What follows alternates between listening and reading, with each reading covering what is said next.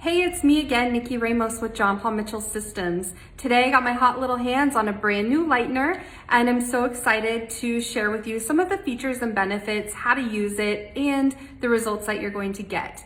Without giving too much information away in my introduction, let's just say yes, yes, yes, you need this, you're gonna love it, thank me later. The recommended mixing ratio for Paul Mitchell SynchroLift Plus is 1:2. Mix 1 well-rounded scoop of SynchroLift Plus with 2 ounces of your chosen cream developer. Today I'm going to be using 30 volume cream developer. Mix well into a creamy consistency. If you're using a whisk, be sure to go slow so you're folding in the developer rather than whipping a bunch of air into it. That helps to avoid it fluffing up. I went to cosmetology school in 2003-2004, and chunks and stripes were in.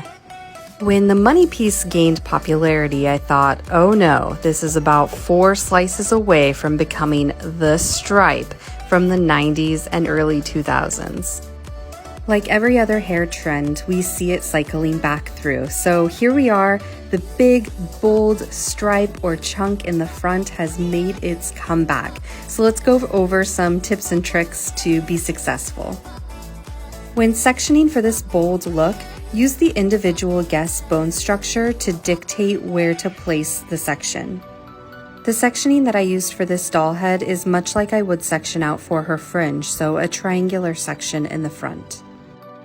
We are using a platinum card method, so back-to-back slices. When doing your slices, focus on taking an 1/8 of an inch section.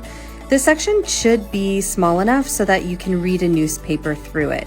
This is going to help you in getting thorough saturation of your product. Of course, texture and density is going to play a part in this. So if you're working with super dense hair or very coarse hair, I might recommend taking even a 1/16 of an inch of a section. As long as you can see through it, you're gonna have great saturation.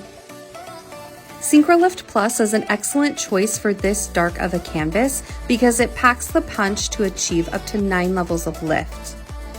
It's infused with shea, so it's going to help soften and condition the hair. I really have noticed a big difference in the way the hair feels after a lightening service compared to traditional lighteners.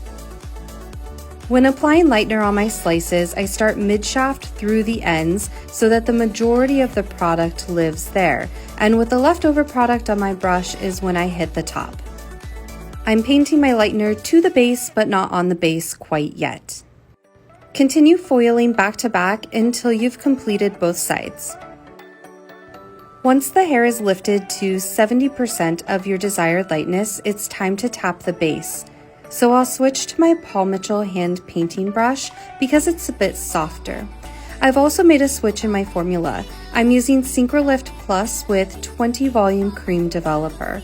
I used 30 for the mid-shaft through the ends to generate more lift, but 20 volume is going to be safer for the scalp. Gently pull each foil to expose the line of demarcation as you tap the SynchroLift Plus on the scalp. Check the foil to see if you're at the desired level of lightness, but also have kept the integrity of the hair. This is after about 20 minutes of processing. I rinsed, shampooed, conditioned, and blow-dried to get her ready for her toner. For the toner, I decided to use Paul Mitchell the color XG because it has such a variety of brilliant shades. The first shade is Ultra Toner Platinum, or UTP/86. The tonal base of this is Pearl, which is blue violet, and violet. I'm using 1.5 ounces. The next shade for the formula is 7RV, or 7/46.